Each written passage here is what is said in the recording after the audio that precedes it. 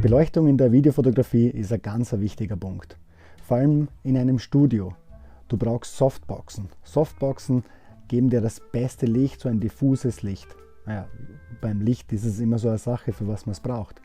Ich habe hier ein Greenscreen. Das bedeutet, ich habe hier hinter mir eine Ebene, wo der Greenscreen selbst ausgeleuchtet ist. Das mache ich mit einer anderen Lichtfarbe und zusätzlich mit Softboxen. Das ist wichtig, dass der ganz gleichmäßig ausgeleuchtet ist. Dann von unten beleuchte ich mit so einer Leuchtstofflampe, die habe ich irgendwann einmal demontiert in irgendeinem Büro. Ich zeige es euch mal kurz. Das ist die Leuchtstofflampe und hier sieht man den Greenscreen. Da hat man ein paar Schatten, aber ich filme erst ab hier. Und das ist halt ganz wichtig, gleichmäßig. Zusätzlich habe ich dann noch ein Headlight, dann noch von der Seite ein Licht. Aber die Problematik ist die in meinem kleinen Raum, dass ich mit diesen kleinen LED-Strahlern einfach so ein scharfes Licht habe. Ich habe jetzt schon so Mini-Softboxen draufgebaut, trotzdem, ich habe Spiegelungen in den Brillen und das nervt einfach. Deswegen habe ich jetzt von Neewer solche LED-Sticks, Leuchtstäbe gekauft. Also das soll ganz cool sein, die gibt es in verschiedenen Ausführungen. Die gibt es in Warmweiß, Kaltweiß, also diese hier ist gemischt, da kann ich umschalten und auch dimmen. Oder es gibt auch RGB-Lampen. RGB-Lampen, ich habe sowas, das brauche ich beim Greenscreen eher nicht. Nur wenn ich hier in meinem anderen Studio, in dem schwarzen Studio, Filme mache, dann ist es schon ganz cool, wenn ich solche Lichteffekte erzeuge. Oder für Shootings RGB-Licht, das haust einfach unter die Couch rein, unter den Tisch rein, im Hintergrund und dann hast du ein ganz schönes Licht, ein Fülllicht. Das sind diese Lampen. Ich werde es jetzt mal auspacken. Ich weiß, du wartest schon wieder auf andere Videos. Jetzt bin ich gerade bei meinem Greenscreen dran, bei meinem Studio. Elektronik, Basteleien und Reparaturvideos, das kommt wieder. Aber hier auf meinem Kanal ist es jetzt vorerst einmal ein Mix von allem. Ich möchte einfach zeigen, wie man einen Greenscreen, ein Studio aufbaut, wenn man nicht viel Platz hat und wenn man vielleicht nicht so viel Budget hat. Also dann packen wir die Dinger mal aus.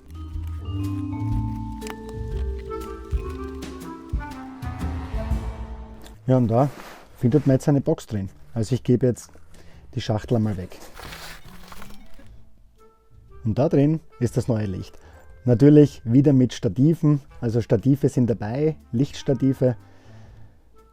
Ja, das sind diese, die gern umfallen. Also für Studio gehen die vielleicht, aber ich habe jetzt ja ganz coole C-Stands gekauft. Also diese C-Ständer. Ja, ich blende das Video oben ein. In dieser Tasche sind die Leuchten jetzt drin. Natürlich kommen die wieder mit Stativen, mit so Lichtstativen, diese günstigen. Also diese Lampen, die bekommt man, wenn man Glück hat, unter 100 €. Unterhalb findest du die Links. Ich verlinke da die verschiedenen Leuchten, die ich finde. Das gibt es wieder von anderen Herstellern. Das ist jetzt von Neewer.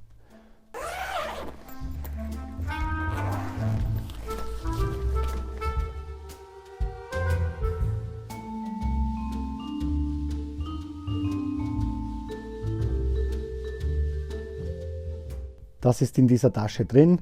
Ein Set besteht aus 2 Lampen und 2 Stativen mit den jeweiligen Netzteilen dazu. Jetzt schauen wir uns gleich mal die Lampe an. Zur Verarbeitung kann ich mal sagen, Aluminiumprofil. Ja, das ist so ein Griff. Das kennt man. Okay. Ja, Verarbeitung ist okay. Beim Auspacken, es hat jetzt auch nicht nach Plastik oder so gestunken. Das war ja auch ganz gut. Ja, und da vorne ist so ein Diffuser drauf. Dieser Diffuser ist vor allem beim Videodreh wichtig, damit man ein diffuses Licht hat. Und diese Dinger, diese Lampen, die werde ich jetzt dann hinter mir oben und unten festmachen. Und zusätzlich werde ich auch testen, wie ich diese Lampen seitlich von mir festmachen kann. Vielleicht auf dieser Seite, damit ich einfach ein langes Licht hier runter habe. Bei mir, bei den Brillen, das ist halt immer schwierig, dass man hier keine Spiegelungen hat. Da muss man ein bisschen herumprobieren. Und jetzt bauen wir eine auf, die andere gebe ich jetzt mal weg. Die erste habe ich aufgebaut, du siehst, da steht sie. Ich muss gleich dazu sagen, ich habe jetzt nur die kaltweiße gekauft, weil das war noch günstiger. Also nicht zum Umschalten zwischen zwei Lichtfarben. Also nicht warmweiß und kaltweiß. Ich habe hier eine kaltweiße, weil ich den Hintergrund mit kaltem Licht beleuchte. Das war die Idee. Also die war dann noch günstiger. Wie gesagt, ich verlinke unten all die Produkte. Jetzt zeige ich, wie man sowas aufbaut. Das sind wieder diese lustigen Ständer. Also ich muss sagen, die sind alle total gleich schlecht. Aber gut. Damit die ein bisschen besser stehen, muss man die natürlich schon ganz schön weit aufmachen. Das macht es am besten am Boden, wo man dann den maximalen Radius hier hat.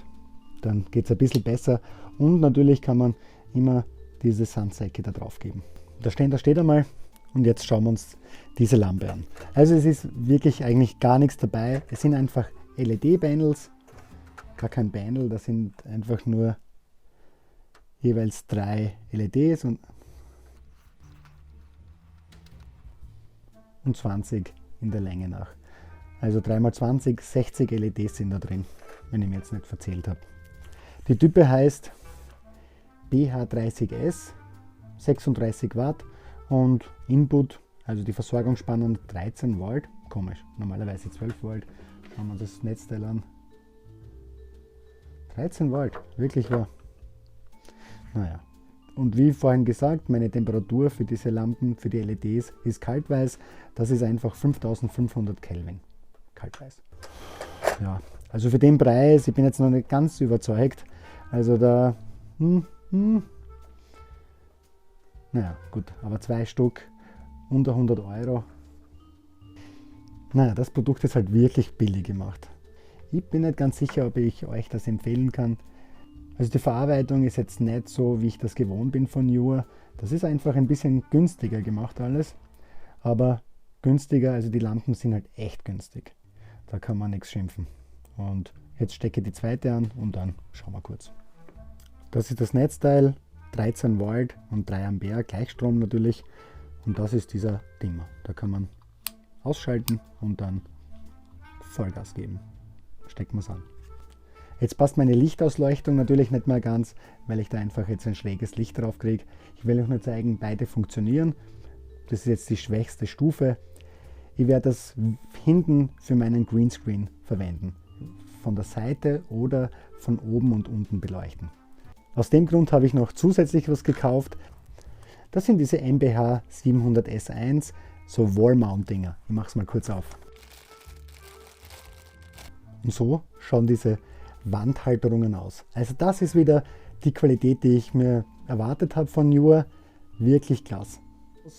Ich habe 2 Stück davon mit einer Sicherungsöse, damit man auch eine Kette ranmachen kann und so eine Lampe sichern kann.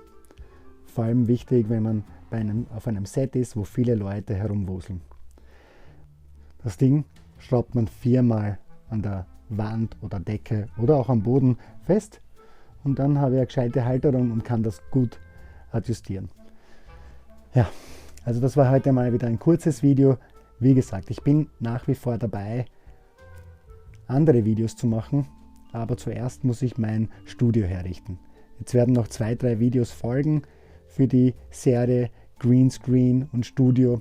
Die Videos, das findest du hier und da unten gibt es noch ein anderes Video. Und wenn dir das Ganze jetzt gefallen hat, gib mir doch ein Like und abonnieren kannst du hier. Bis bald. Ciao.